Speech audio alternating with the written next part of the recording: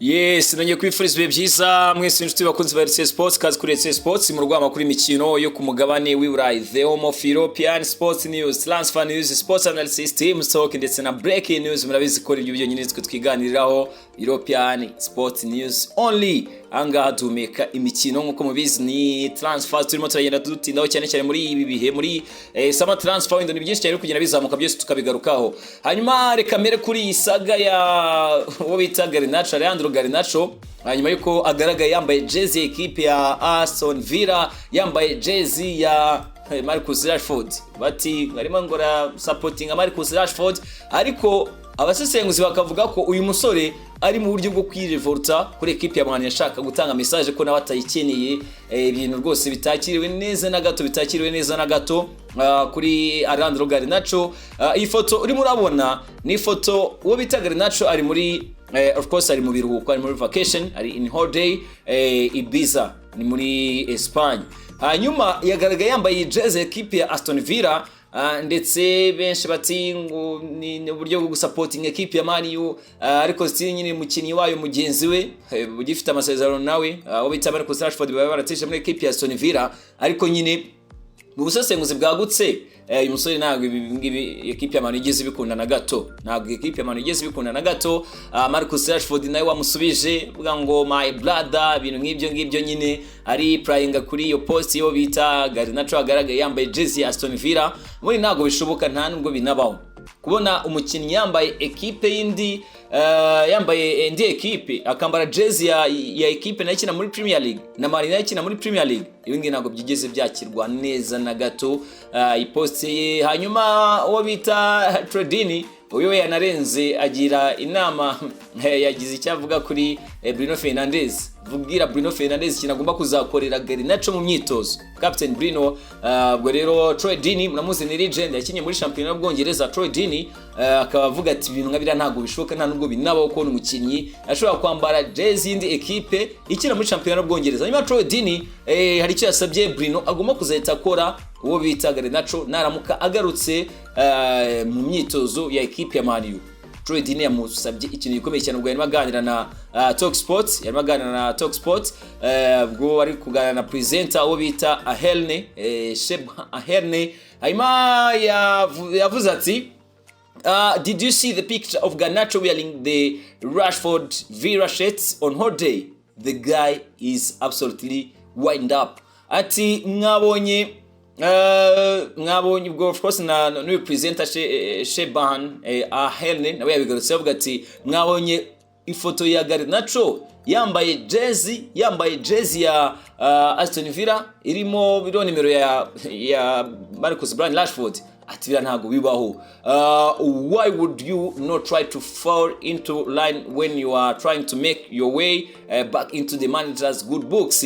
That's the most immature thing I've seen from GARNACHO. It is so immature. I did not think I'd get that from GARNACHO. Ati kweri iki waba uri murashaka kugira ngo umutoza azongera na gutekerezaho cyangwa se ndetse na equipe yindi be yanakora U-turn ukemeza ishaka gufata cyo kuba yakugurisha ugakora ikintu nka kiriya. Ati ni biri immature cyangwa se ibintu by'umuntu nyine ukiri muto cyangwa se wakora ibintu by'ubwana bwinshi cyane. Akomeza avuga ati what are you doing? Why are you trying to wind everyone up and wind up the club that's paying your wages?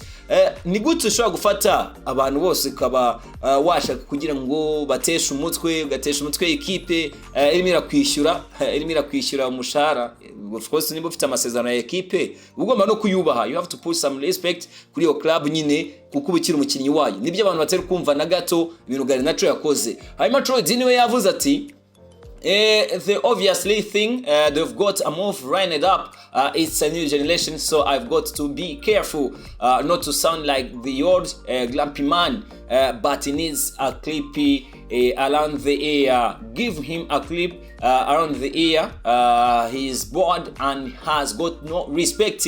Ati GARNACHO ntago yubaha na gato, has got no respect, ntabwo nyine yubaha na gato. Yakugumye nyine kwa yuha equipe arimo equipe nka Man U. Ati nubwo aba nyine of course utarimo urashaka kuzakomereza muri equipe byuzura yubaha. Tradini ati if it was me at United, if I was Fernandes, I would wait until he came back and smash him in training. I genuinely would. Ati ngendi Bruno Fernandes cyangwa se ngendi nk'umukinnyi wa equipe ya Man Utd ati akaramuka agarutse mu myitozo nahita muvuna nahita mu breaking, ati nahita muvuna kabisa na smashing. Uwita Utd ati Bruno Fernandes Garnacho nagaruka mu myitozo ugomba kuzahita umukora ikintu atagomba kwibagirwa na gato. Utd we nikabyumva ni nakabibona ati I'm not even trying to make headlines. I would smash him and say to him, this is Manchester United. Who do you think you are? You little dope. Ati na musmashinga mu myitozo na muvuna mu myitozo nkaramubwira nti nukubera iki wowe utari muri ba equipe ya Man U, wowe akantu gato cyane wo kuki tuba equipe ya Man U, wowe akantu gato cyane ariko urimo urasuzugura equipe hanyuma iyi foto ya Garnacho yavugisha abana amagambo menshi. Utd we nuko nkuka byumva ndetse ni nako byifuza ko Garnacho azabikorerwa mu myitozo. Ubwo nawe uruze kumbwira kubona umukinnyi ashobora kwambara jersey indi equipe zose zikira muri Premier League ariko akagaragara yambaye jersey equipe ya Aston Villa. Hanyuma agaruka kuri situation ya Garnacho. Garnacho muramuzi na legend wa equipe ya Man U. Imusesegera umusesenguzi kuri Sky Sports. Garnacho ati I think if players are taking on the manager and if players are questioning the manager in public through social media or through other means, the manager has to win. Ati ikintu cyambere abantu bagomba kumenya nimba umukinnyi atari kumvikana n'umutoza wenda akaba yajya kuri izo social media akajya cyane mutangazaho cyangwa se n'ubundi buryo bwose yanakoresha, umutoza niwe bigomba kurangira atsinze.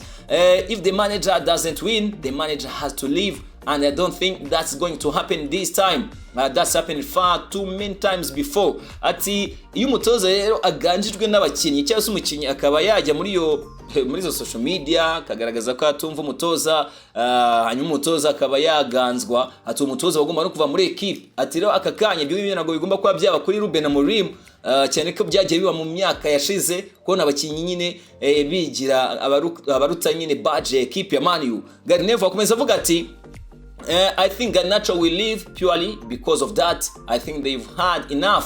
Ati ndatekereza ko Garnacho icyo ngikiribezo gutuma asuka akagenda. Ndatekereza ko rwose ibyo yakoreye equipe ya Man U bihagije, rwose bamaze kumurambirwa bya but bahuye n'ibihagije. They've had enough. Garnacho can play in the Premier League, no doubt, but I think he would love it in Spain. He will thrive over there. We score goals. Ati nibyo yakira muri championnat y'Ubwongereza yanabishobora, ariko nyine mu gihugu cya Espagne niho yajya gatsinda ibitego byinshi. Ati he will probably be someone next season that we are all looking back on thinking, why didn't Manchester United keep him? That type of thing will probably happen. There is an element of that, but I think he has to go.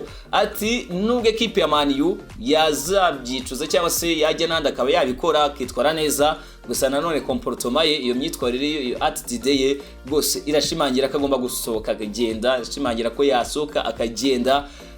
Muri rusange kuri Garnacho byumvikana ko kagasaga Kenidanje ni atari cyane. Iyo foto yavugisha abantu byinshi cyane barimo baragaragara bavuga ko nyine ibyo yakoze atubita nabaho. Umbishe Utd, umbishe umunyamakuru wa Talk Sport presenter, umbise na Garnacho nawe ibyo yarimo agarukaho kuri Leandro Garnacho. Hanyuma ibya Man ibyo ni byinshi, ibya The Red Devils byo ni byinshi. Mungu wabita La Flanic muramuzi muze gegen pressing, wandi wazanye system yatari cyane muri equipe ya Man U, yongeye kwikomozaho agaragaza nyine ibyo equipe ya Man ikwiye gukora ndetse n'icyatuma yongera ikaba successful ndetse n'ibibazo imaranye igihe ifite. Yo bita La Flanic ati I think we have to go back to 2013 when Sir Alex left the club. Ati ndatekereza ko nyine twebwe twagakwiye gutekereza tugasubira inyuma tukareba muri 2013 ubwo byose byatangiraga Sir Alex Ferguson asezeye muri equipe ya Man U. And at that time he was still there. He was the mastermind behind it all. He probably also brought a lot of important people to the club. Ati nubwo yari yavuye muri equipe ya Man U ko nyine still yaragihari ndetse ni nawe waruri nyuma y'ibitekerezo byinshi cyane bya equipe yanazanye nyine abantu benshi cyane bigenzi mu ikipe. And the moment he left, some of those people probably left the club as well. And since then, I think they have a leadership problem. ati nyuma y'uko wenda we yarahari akanayeza wenda gukaruma izo situation zose akaba ari gukorana n'abantu babahanga cyane, ati ubwo yagendaga hari n'abagiye nabo kuva yagenda hahise haba ibibazo mu bijyanye n'ubuyobozi. Ubwo nawe bari kubibona nk'uko Ralph Rangnick wanatoje equipe ya Man Utd birimo bigarukaho, ati ikibazo cyo mu miyoborere rwose cyo kirahari. Who's really making the decisions and why are they making them? Are they really the best people for the job? I can only tell you that the 6 months I was there, it was difficult to say even for me as a head coach. Ati reka babwire ko mu mezi 6 namaze hariya byari bigoye nanjye bwanyu kuba nagira icyo mbisobanuraho nk'umutoza. Uribaza umuntu gufata icyemezo se ni ukwiye kuba yakora kano kazi. Ati ukanibaza impamvu nyine ibyemezo bimwe n'imwe babifata bikagaragara ko nyine leadership problems byo bihari muri equipe ya Man U. Ralph Rangnick ati who were the decision makers? Who could I talk to if we wanted to sign new players? It was difficult. There were people, but in the end it was difficult. Ati yari abantu nyine bakorega ku kazi ariko nyine baribaza guti ninde ndibubwire ko dukeneye gusinyisha uyu mukinnyi, ninde uruze gufata umwanzuro, ninde uruze gufata icyemezo. Ati rwose byari bikomeye cyane, leadership problem muri equipe ya Man nibyo gusa. Hanyuma Ralph Rangnick rwose reflecting nyine ko ibyo bibazo muri equipe ya Man U. Akomeza nagaruka nyine of course kuri uyu mugabo uyu munsi witoreza equipe y'igihugu ya Australia, barimo agaruka kuri ibyo bibazo ndetse nuko byagenze muri equipe ya Man U, ndetse na transfers uburyo bakoraga amakosa bagomba gukosora ubu muri iyi window. Ati if I were the owner or sporting director of a club, I would only try to sign and invest in young players, because no matter how you look at it, it only makes sense. Ati nje ndamutse ndi nyiri equipe cyangwa se ndi na sporting director, nje nari kujya nsinyisha abakinnyi nyine of course bakiri bato, kuko umukinnyi kiri muti musinyishije ntabwo abantu bibaza ibintu byinshi cyane ngo amutanze amafaranga menshi cyane ngo ntiwatsinze, kuko nyine abakiri muto byibuze baravuga bati there is a room for improvement, ndetse bakaba bana kwitegariza leta nziza mu myaka iri imbere. Ralph Rangnick wanyuze muri equipe ya Man U kuri ya system de jeu yikiniraga ya corridor gegen pressing.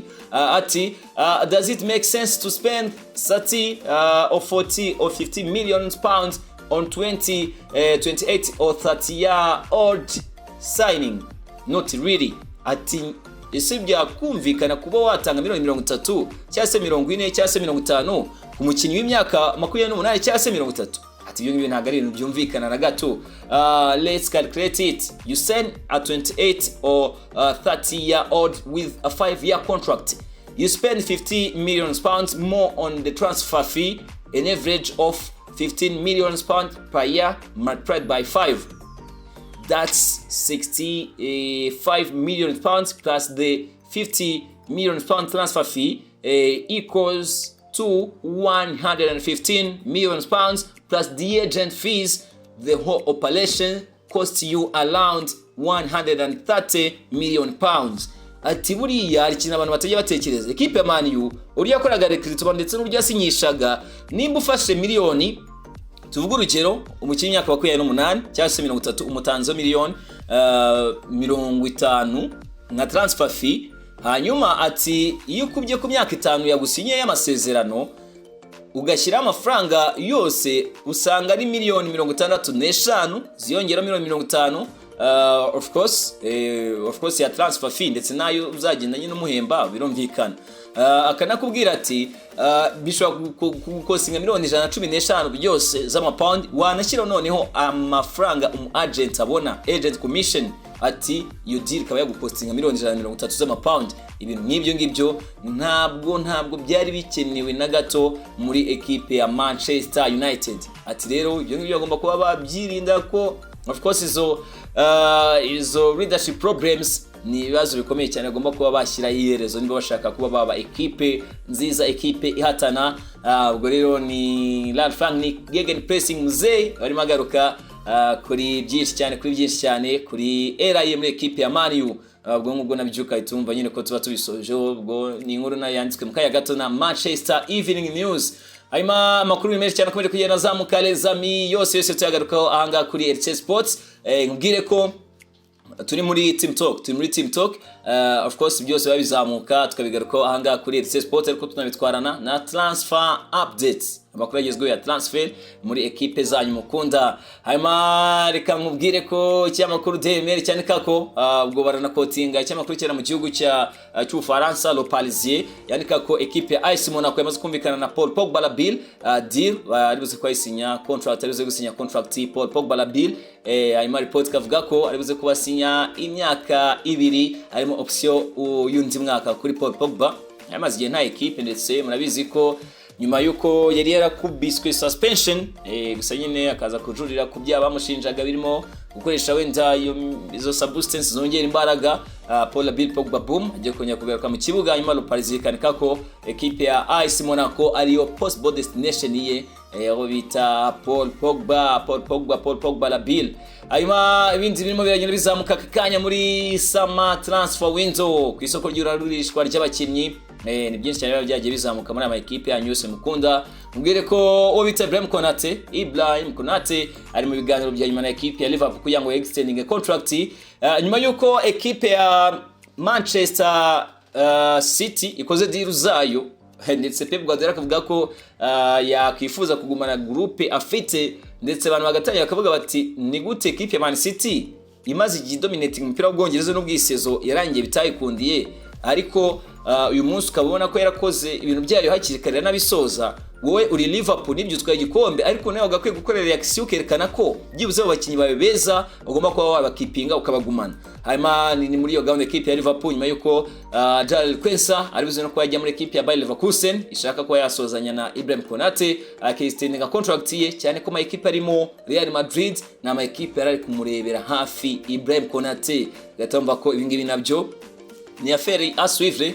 Turuze kugenda tugarukaho ahanga turebe kuri ibyo ngibyo bijyanye na contract extension gusabira muri final stages kugira ngo uyu Mufaransa yongera amasezerano muri equipe ya Liverpool de Copsi.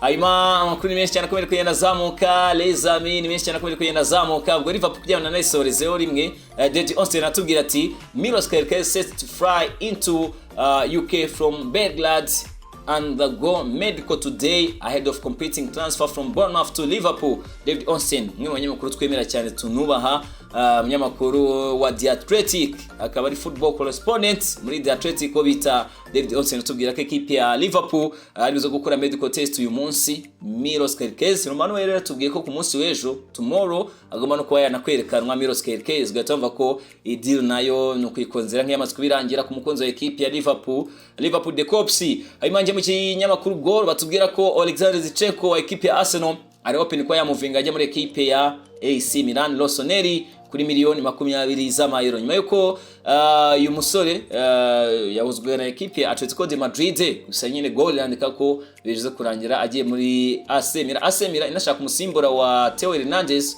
Bari kwitegurira igenda rya Theo Hernandez, cyane ko Theo Hernandez arimo arahuzwa cyane na equipe zo muri Saudi Arabia Highly, equipe ya Al Hilal hanyuma ikabishaka umusimbura we. Niyo mpamvu akakanya Zinchenko baribuze ko bamusinyisha. Nubwo equipe ya AC Milan ndi mukinyi no kugenda irebera hafi ni mukiri equipe ya Club Brugge mwita Maxime de Kuyapa, nawe wifuzwa cyane na equipe ya AC Milan. Gusa nyine akakanya ushoboka cyane ni Alexander Zinchenko wa equipe ya Arsenal ku myaka ya 28 rwose aribuze kwa trading equipe ya AC Milan. Equipe ya Arsenal ibona ayo mafaranga binayoreze nyine gukomeza guspendinga cyangwa se akaba yasoza deal zayo muri iyi sama.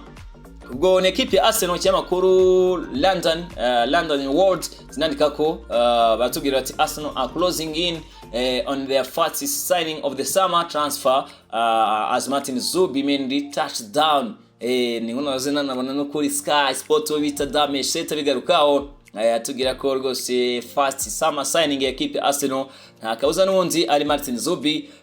Bakanakomeza kutubwira ko nyine kiri linked kuri Sesco ndetse na Vita Jokles. Gusa nkuko twarimo tubigarukaho kanya uwo barizo kwasinyisha vuba bidatinze Martin Zubimendi, kuko Sky Sport reports ziratubwira ziti Martin Zubimendi is understood to be in London finalizing his transfer to Arsenal. The Gunners remain confident of clinching £51 million there to sign the midfielder from Real Sociedad whom Liverpool tried to buy last year. Ubwo rero ni report ya Sky Sport kuri Martin Zubimendi, ntabwo ndibuze ko mbitindaho cyane ko deal twagize umwanya uhagije wo kuba tuyigarukaho kandi yararangiye. Igisigaye nuko twayiconfirminga ndetse tukayipresentinga tukabereka nyine ayo mafoto yamaze kubasinya nabundi yewe no mukinyi w'equipe ya Arsenal nta kabuza. Hanyuma bindi ni winger rozwa na equipe ya Chelsea akanozwa na equipe ya Arsenal n'umukinyi w'equipe ya Borussia Dortmund BVB Brian Gittens. Uyu n'umusore equipe zo mu gihugu cy'Ubwongereza za kane zishaka ku myaka ya 20 yonyine. Hanyuma nkubwire ko Sporting Director wa equipe ya Borussia Dortmund amwita Sebastian Kelly yarimo agaruka ku bijyanye nuko equipe ya Bayern ngishaka ngo kwa yamusinyisha ikamutwara ya ma equipe mu gihugu cy'Ubwongereza yashaka kumusinyisha Brian Gittens. Hanyuma Sebastian Kelly akatubwira ko nyine of course afitanye umwana mwiza cyane na Max Ebel akaba ari umuyobozi muri equipe ya Bayern, ariko nyine bijyanye ko bamusinyisha umusore wabo byo aravuga ko atari ko bimeze muri equipe ya Bayern iri strongly interested kuri Gittens. Ama Sebastian Kelly ati I'm not currently in contact with Bayern's sporting director Max Ebel. Ubwo nyine arimo bigarukaho nyuma y'umukino wa Club World Cup equipe ya Borussia Dortmund yanitwaraga neza itsinda equipe ya Mamelodi Sundowns. Ati ntago rwose ndimo ndaganira na sporting director wa equipe ya Bayern Max Ebel. Ubwo nyine n'uguhumuriza abakunzi ba equipe ya Arsenal na Chelsea bifuza Gittens. Ati but otherwise we have a very good relationship. Nevertheless there is nothing to say on the subject at the moment. Ati gusa nubwo nyine tutsemo turaganira dufitanye umwana mwiza gusa icyo mwanyo nuko akakanya ntacyo kwivugaho cyane ntacyo kubitindaho cyane kuri iyo mata ya Gittens. Hanyuma avuga byinshi cyane agaruka kuri byinshi cyane rwose. Ni umusore nyine equipe ya Bayern ishaka ko nyine ntago uyu equipe ya Borussia Dortmund era disclosing bijyanye no kuba yayerekezamo cyangwa se ngajye n'ahandi. Akuze batubwira bati they are both traveling a lot but have many appointments but will be back soon. This has to do with main issues. Those aren't transfer issues. We are already following them here. Ubwo nyine of course anagaruka kuri izo project zose avuga ati we've had one or two conversations with Gittens in the last few days. Ubwo nyine avuga ati tumaze twaganire na Gittens. He's professional enough to know that he has to perform. That's part of his nature. Ati n'umukinyi mukuru kuri nyine ibyo ngibyo bitamwangiza cyangwa se bitamwafecta mu kibuga agomba kwitwara neza ko ari guzwa na equipe nka Arsenal cyangwa se equipe ya Chelsea. Gittens will still be very important for us in this tournament. We will see what happens after that, but I don't have a negative opinion on him. Vuga ati rero n'umukinyi ukeneye cyane muri irushanwa na reaction mbi namuvugaho ko n'umukinyi tugikeneye cyane. Nyuma ngubwire ko uyu nguyu agifite amasezerano ya equipe ya BVB kugera muri 2028. Gittens wifuzwa n'ama equipe mu gihugu cy'Ubwongereza Arsenal na Chelsea, gusa na equipe ya Bayern nayo ikabiri close aho ngaho imonitoringa iyi situation na iri so close imonitoringa iyi situation. Hanyuma bwo binzi birimo biragenda bizamuka byose tukabigarukaho ahanga kuri RC Sports. Ubwo ngo se gukora subscribe uri mutarayikora gusa wamaze kubuyikora ushimire cyane wamaze gukora subscribe gusa nawe utarayikora ukabukunda European Sports nagusaba ko wayikora kugira ngo updating ngizi is breaking news is transfer links zose tugaruka ugize kurikira. Bamwita Ben Jacobs ati Tottenham Hotspur have added Connie De Winter to their short list of defender option. Should Kuti Romero leave the club, he would be available for around 25 million euro to 30 million euros. Musore equipe ya Bologna, musore muhanga cyane bamwita Connie De Winter wifuza na equipe ya Tottenham Hotspur cyane ko equipe ya Spurs shaka kuza kuruzinga obita Cristiano Romero bakunda kumwita Kuti. Cristiano Romero uzwa no kujya mu ma equipe mu gihugu cya Espagne highly organized equipe ya Atletico de Madrid. Hanyuma Fabrizio Romano ati Newcastle United and Burnley are in negotiation for keeper James Trafford. Talks to continue from next week with the transfer window officially open. ubwo Romano rwose arimo arakonfirma ko ibiganiro bikomeje hagati ya Burnley na Newcastle ishaka gusinyisha umuzamu wa Burnley James Trafford, akakazamu kaganga cyane kakongereza, aracyari na muto wo bita James Trafford. Burnley rero ikaba yarazamutse yagarutse muri Premier League, ibiganiro bikomeje na Newcastle, ubwo nyine bagize aho bahuriza dushaka kuba twamubona James Trafford yigira muri Mapies y'umutoza Ed Wowe, akaba yava muri Burnley nubwo yamaze kubiba promoted muri Premier League muri Championnat y'Ubwongereza. Hanyuma les amis, andi makuru menshi cyane akomeje kugenda agarukaho yose tukayagarukaho natwe aha ngaha kuri RC Sports. Kumubwire ko Andreas Christensen yaribuze kuba arriving equipe ya FC Barcelona muri iyi sama, bashaka kuba bamuririzinga nkuko Romano abikonfirma. Andreas Christensen mu defender wa equipe ya La Blaugrana nawe uribuze ko atandukana nayo. Hanyuma Mira inkuru duha kano kanya iratubwira iti Arsenal could back out of a 17 million pounds deal for Benjamin Sesko because of his wage demands. Ni inkuru dukesha The Mirror itubwira ko equipe ya Arsenal imwe mu bintu biri gutinza cyane deal ya Benjamin Sesko ni wage demands. Numva ngo amafaranga bakwishyura muri equipe ya RB Leipzig yo transfer fee, equipe ya Arsenal nta kibazo na gito yafiteho, ariko umushahara ngari kwifuza cyane nguri hejuru wo bita Benjamin Sesko. Equipe ya Arsenal kabiri mirareba kuzindi alternatives kugira ngo ibe yabona umwataka gusa nyine highly ukiri imbere cyane n'ubundi ni Maestro Benjamin Sesko ndetse na Victor Gyökeres bagihuzwa cyane na equipe ya Arsenal the Gunners. Hanyuma les amis, andi makuru menshi cyane azamuka striker Jonathan David, equipe ya Fenerbahce yamwofarinze massive contract kugira imusinyishe rwose. Hanyuma aribuze ngo gutegereza ngarebe izo offer zose ari kugenda ahabwa n'ama equipe yari akungane Burayi, yarabujwe gato n'ama equipe mu gihugu cy'Ubwongereza gusa pulling out, ubundi bwo ngazafate final decision abe yakurikiza muri equipe ya Fenerbahce wo bita Maestro Jonathan David, striker w'umunyakanada wamaze kubatandukana na equipe ya Lille ari free agent, yatandukanye na equipe ya Lille ari free agent. Hanyuma ibindi byagiye bizamuka byinshi cyane, byose tugarukaho aha ngaha kuri RC Sports, byose tugenda tugarukaho. Ubwo les amis nizere neza ko mumeze fresh sana, mukomeje no kugenda mwenjoyinga is transfers zone nyinshi cyane. Of course izo transfer links zose tugenda tugarukaho ukazikurikira. Hanyuma ibindi byazamutse nuko cyamakuru Manchester World kirandika inkuru hatari cyane bati 3 signings expected next week. Muri equipe ya Man U by next week hari signings ngeshatu ngo zo ko expectinga ku bakunzi ba equipe ya Man U.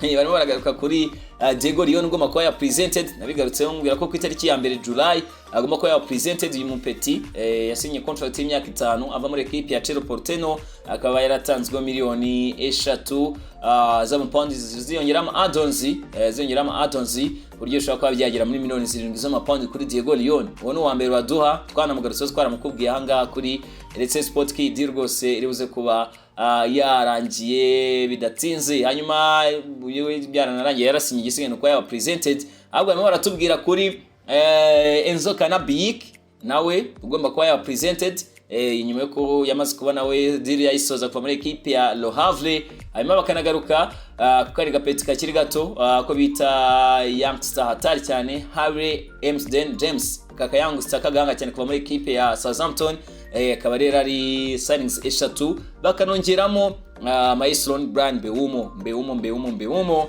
nawe batubwira bati by next week equipe ya Man y'umutoza Ruben Amorim igomba ko yasoje ibingibi byose kuri abo bakinnyi narimo ngarukaho. Hanyuma bwo bajya nko kuri Brand Mbeumo aganira muri transfer podcast Castro yagarutse nyine ku buryo yidiri amaze kuba bayisoza. Numwe mu banyamakuru abahanga cyane Duncan Castro akaba ari inkuru banakesha Give Me Sports, agaruka nyine kuri Brand Mbeumo nakubwiraga ko rwose ari asa nkaho yamaze kwambara jersey equipe ya Man nkuko bana bitubwiye.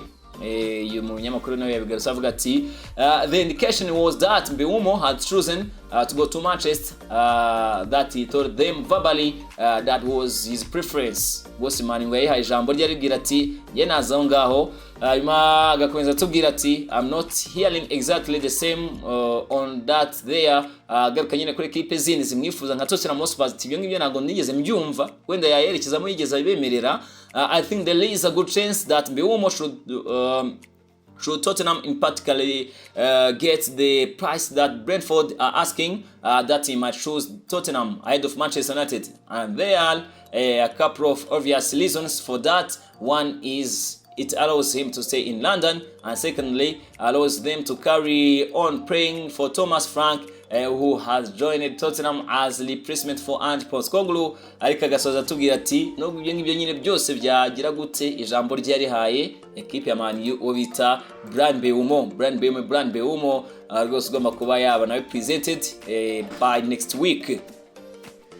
Hanyuma ni byinshi bw'izindiro nyinshi cyane ziri kugenda zizamukana zo ndakomeza kugenda nzigarukaho ahangaha zose nk'ubu Roman aratubwira ko AS Monaco irimo planning ko yasoza deal yo bita Nsufati medical test akayikora this week, akamaze kuba umukinnyi wa equipe ya AS Monaco kuva muri equipe ya AFC Barcelona ubita Hans Flick. Hanyuma Ilkay Gundo umusore equipe ya Man City ati I'm very happy at Man City, everybody knows that I'm committed to competition and enjoying my football. I still believe I have several years at the highest level by taking good care of myself. Avuga ati bantu bose barabizi ko nishimye muri equipe ya Man City kandi ndumva ngifite imbaraga nyinshi cyane nezo ko na performing kuri high level bita Ilkay Gundogan. Gose akubwira ko yishimye muri equipe ya Man City bigiye no kuba bavuga ngo yayisoka mu ngakajya muri za ataki, wapi ibyo ngibyo yabihakanye uwo bita Ilkay Gundo. Agatamva ko ibinabyo wagomba kwimenya kabisa, ibinabyo byari ngombwa cyane kubimenya. Hanyuma ibindi Paris Saint-Germain nta plans ifite zo ko yarikura Badre barikora muri isama. Mutoza Luis Enrique arimo araplanninga ko barikora ari part of his squad next season. Badre barikora ntabwo afite plans zo ko yamureka ngagende.